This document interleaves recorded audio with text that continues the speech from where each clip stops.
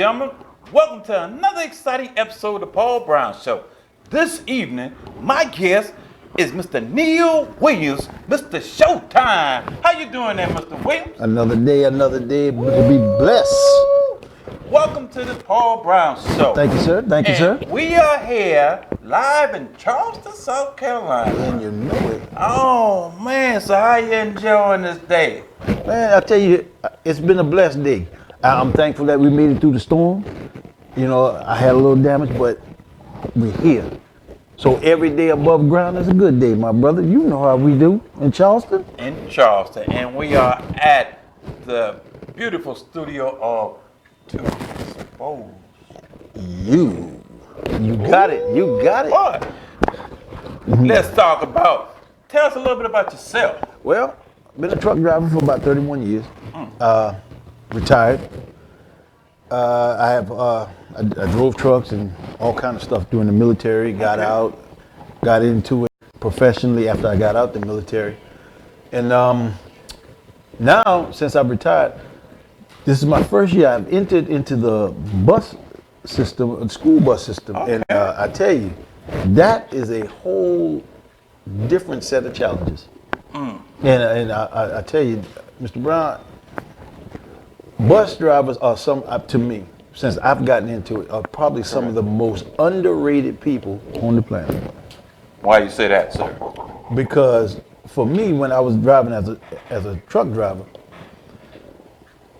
when I run into problems or difficulty, it was easy for me to avoid the situation by simply just walking away, going to my truck, close the door, let them deal with what's going on. And once they unload me, give me my paperwork, I'm out of here.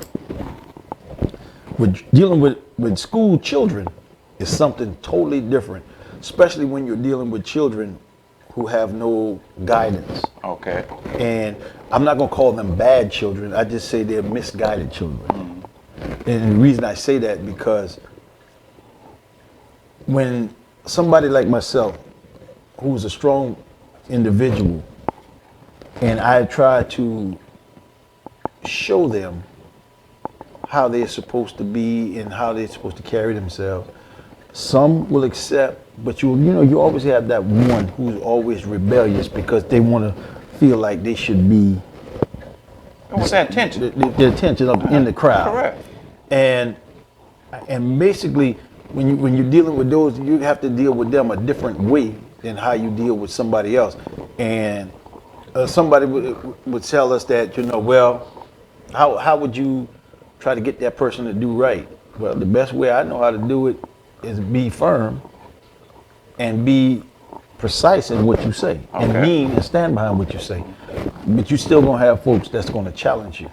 And one of the things that I've learned that these kids really don't have good guidance coming from home, because I always believe that your home training is a reflection of how you act in the street. Okay. If you don't have good home training, then we're gonna see it in the street. And when I was growing up, I remember my mother always tell me, boy, don't you go out there and embarrass me. And I'm pretty sure you heard that. Correct. Don't embarrass me. I've taught you well. Don't go out there and make no fool of yourself. Well, today those core values are not being taught. And this is one of the reasons why we have a lot of problems. Okay, now we're looking at, I understand what you're saying, the core value, we're looking at the parents and all. Now, I think in today's society, at one time we had the man and the woman in the house. Now you're dealing with single parents, mainly the women. You got some guys that's taking that role of the single parent, and they're working two jobs trying to, so the kids are really raising themselves. Right. And see, basically, I looked at a study that one of my brothers, Dr. Umar Johnson, said in it, and he was right dead on the money. He said it really started back in the 1970s. Okay. And that's when they started with the child support, and in order for a young lady to actually receive additional funds to help with their children, the man had to be outside the house. Okay, all right.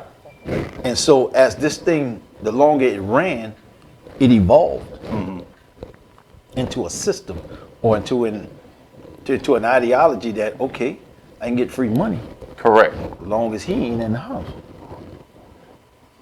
So basically what you did, you created a problem, whereas now men can feel like they can come in, create these babies, but they don't have no responsibilities to them.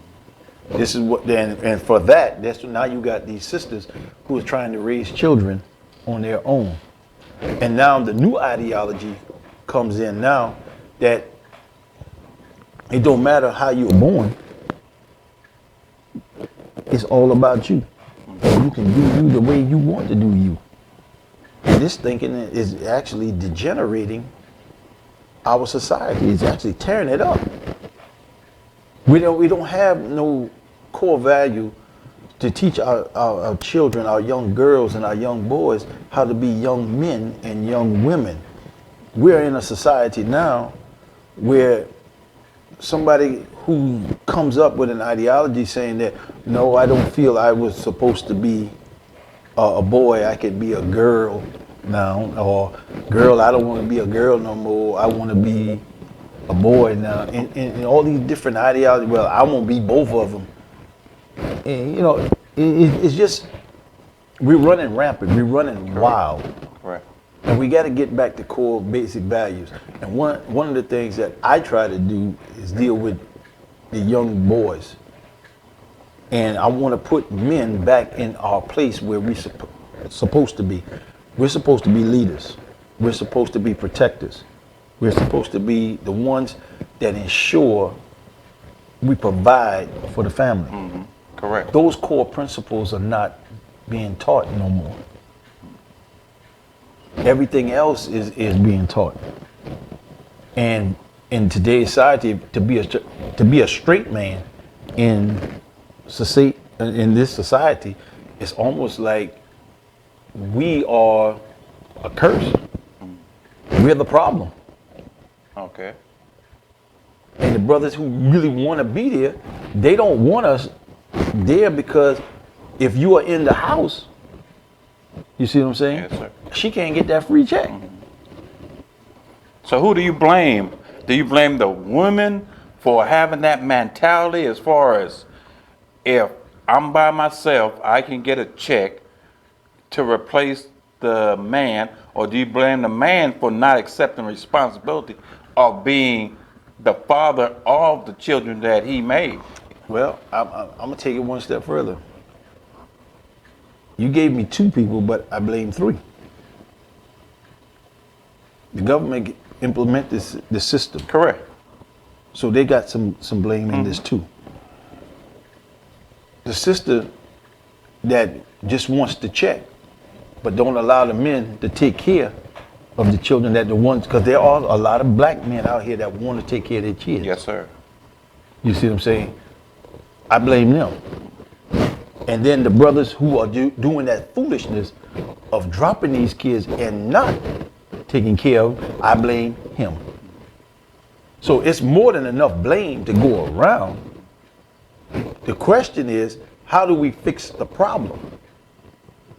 And the only way that I see that we can fix the problem is getting back to the core values of, okay, if I'm going to be in an intimate relationship with this woman, then this better be the woman that I'm going to keep forever. Instead of we going around like we buying cars, Yes, sir. you know, you want to test drive everything. Don't do that. Find the one that you want. And see, this is one of the things that I try to show young men. If you can't touch a woman's mind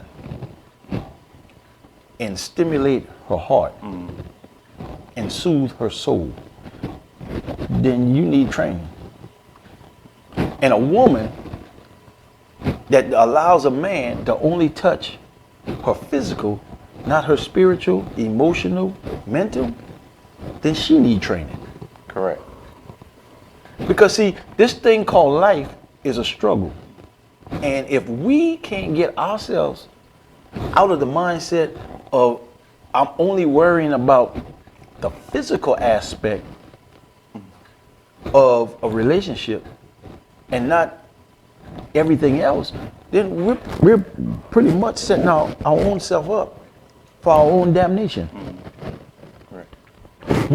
As a man, there are certain things that a man must do in a relationship, especially if he's with a woman that he claims that he loves. First thing he must do is be a provider. No real man that I know wants to see his child go anywhere out ragtag looking any kind of way. That's the first thing. So he gonna make sure that that child has. Second thing, as a man, the greatest gift God ever gave a man was a son. And any father that I know, we want our sons to look up to us as good men. We want our sons to actually look up to us as people of value. And you don't want to have your son doing things that's going to degrade you as well as himself. The third thing, and most brothers, I hate to say this, it's the truth that we miss. You're going to have to be a loving father and a loving husband. See, when I say a loving father and a loving husband, I don't mean just buying stuff for the kids. You got to be a dad that understands that when that child does wrong, you got to be able to chastise that child right there on the spot and let him understand, make him understand that for every action that he issues or he does, there's a reaction and there's a consequence. Okay. This kind of teaching is not being taught. It's actually being pushed aside.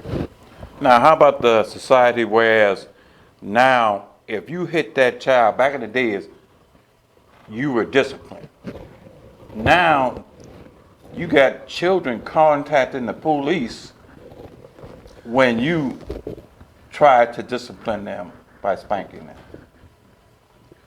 I'm gonna make sure I'm gonna give this to you, not from a Christian standpoint, but from a person who actually follows the scriptures.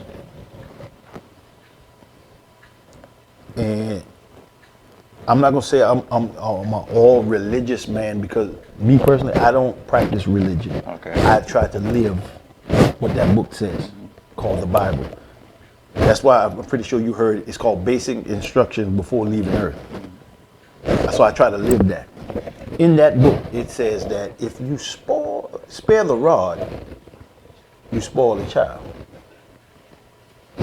I can spoil my child in a good way, but I'm not going to spoil him in a bad way.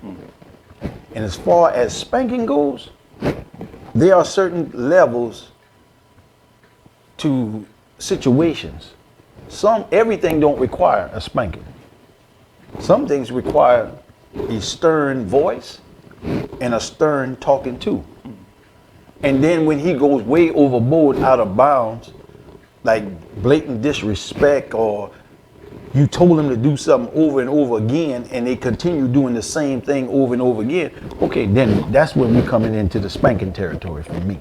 Now, some people say that, well, if you hit your child, you going to jail. The devil is a liar.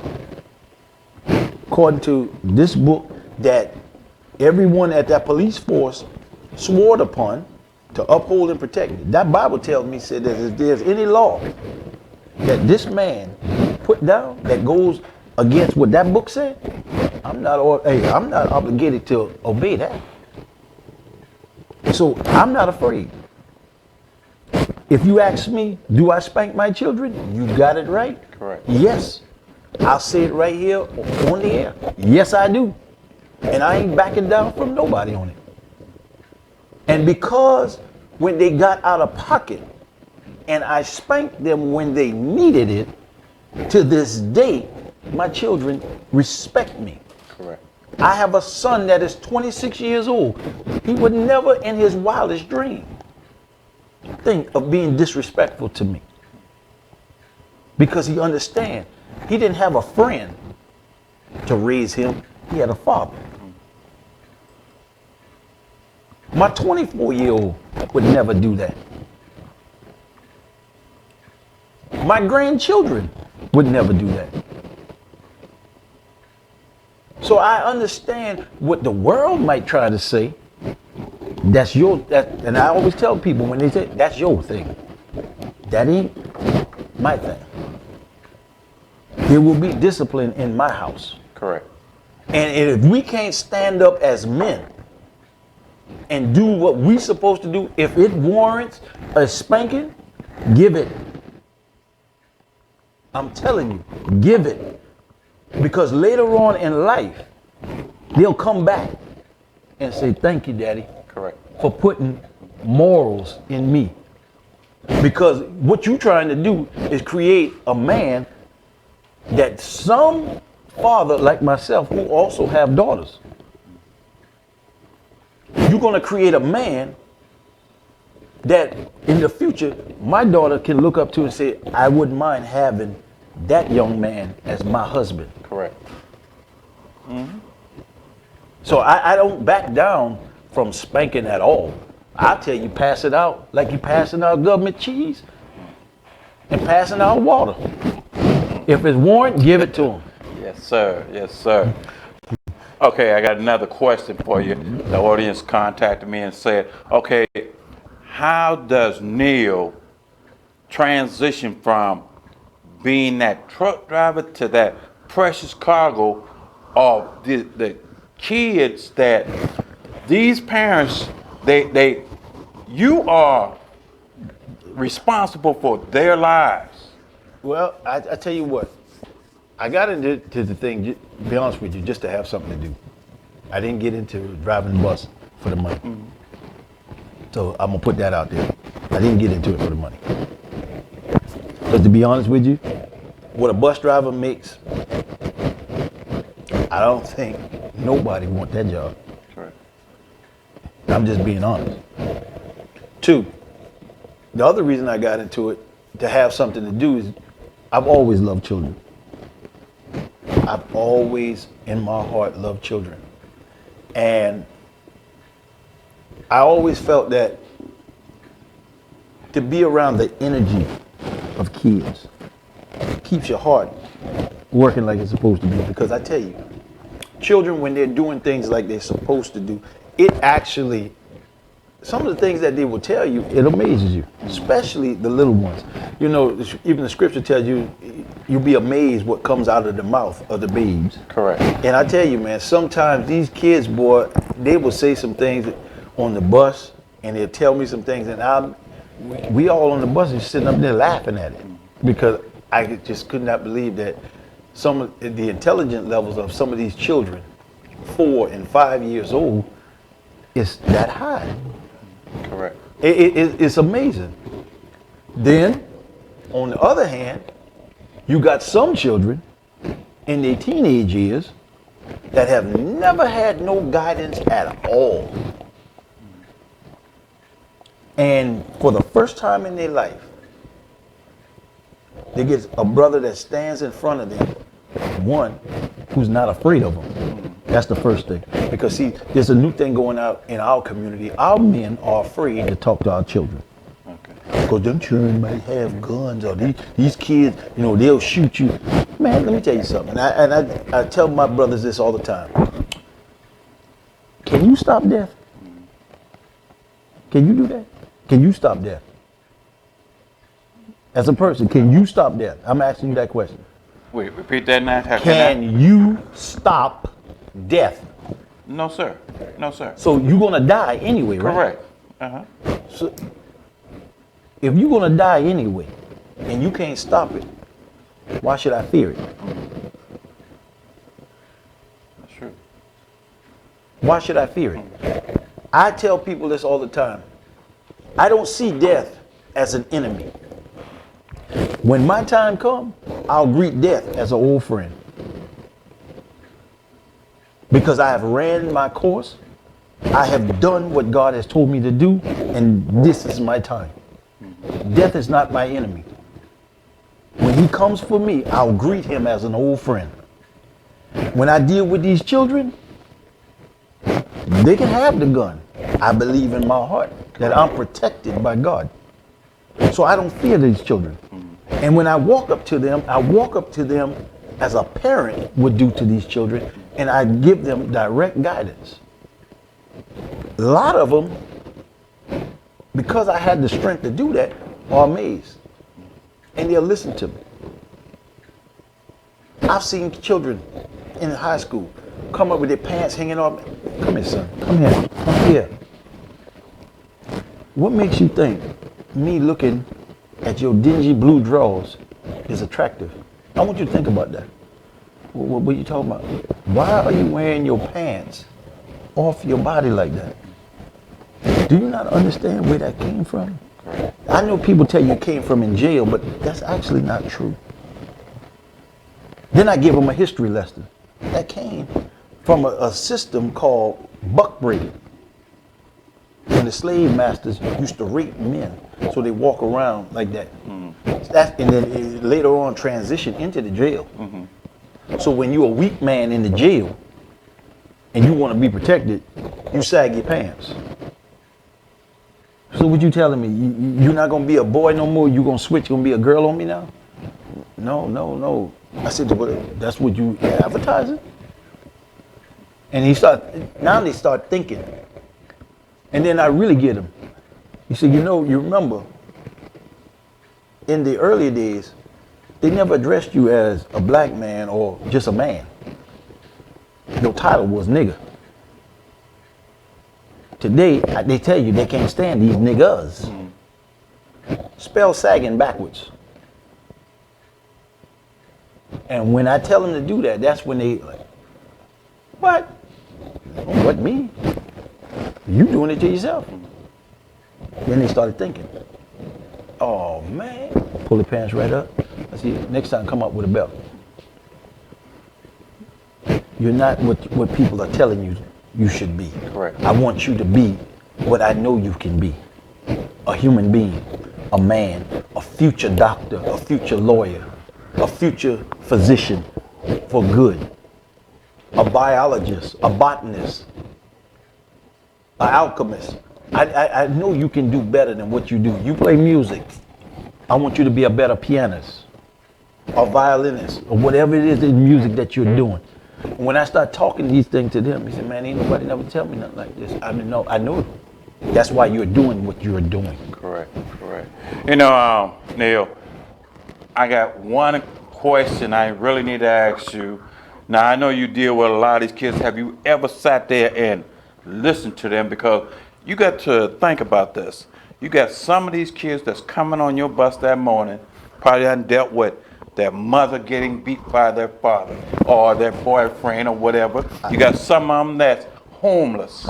You got some of them that don't have their lights on, that's coming on your bus, and now you want them to I mean, so how do you know what I'm saying? Encouragement is a powerful tool. Encouragement Correct. is a powerful tool. And sometimes when they come on the bus, I can see Correct. the trouble already in their mind. And before we can get it elevated into an escalation of a war of ideology or something, sometimes it's good to just sit down and say, hey, are you okay, sir? See, that term right there, are you okay, son? Correct. Most of those who were with a single mom never heard that coming from a man. Mm-hmm. And when I call them that, they just look at me. And next thing I know, the tears start coming. Correct. I say, come here, son. And I just hug them. And I hold them. And after that, they just start talking. Correct. And all I do is listen. I just listen. Now, on my show, I told my fans that I've been working with State Representative Wendell Gilliard for 19 years.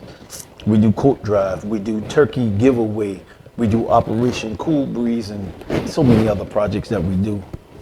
And I do other things outside of that. One of them was with Feed America.